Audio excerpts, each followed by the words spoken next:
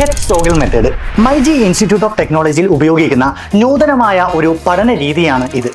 Session level 1 മുതൽ session level 6 വരെയുള്ള 6 ഘട്ടങ്ങളിലായി institutional training, service centre training എന്നിങ്ങനെ മാറി മാറിയുള്ള ട്രെയിനിങ് ആയതുകൊണ്ടാണ് ഇതിനെ ഹെഡ് ടോഗിൾ മെത്തേഡ് എന്ന് വിളിക്കുന്നത്.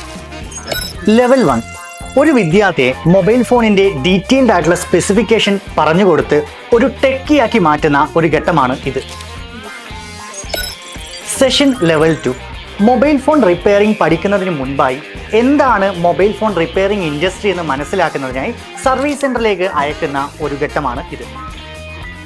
സെഷൻ ലെവൽ 3 ഒരു വിദ്യാർത്ഥിയെ ലെവൽ 1, ലെവൽ 2 ടെക്നീഷ്യൻ അഥവാ സ്പെയറുകൾ റീപ്ലേസ് ചെയ്യുന്ന വർക്കുകൾ, അതുപോലെ സോഫ്റ്റ്വെയർ റിലേറ്റഡ് ആയിട്ടുള്ള കംപ്ലൈൻറ്റുകൾ ഇത് പരിഹരിക്കാൻ പഠിപ്പിക്കുന്ന ഘട്ടമാണ് ഇത്. സെഷൻ ലെവൽ 4 ഇൻഡസ്ട്രിയൽ ട്രെയിനിങ് വിദ്യാർത്ഥികൾ SL3യിൽ പഠിച്ച കാര്യങ്ങൾ സർവീസ് സെന്ററിൽ പോയി പ്രാക്ടീസ് നേടുന്നു.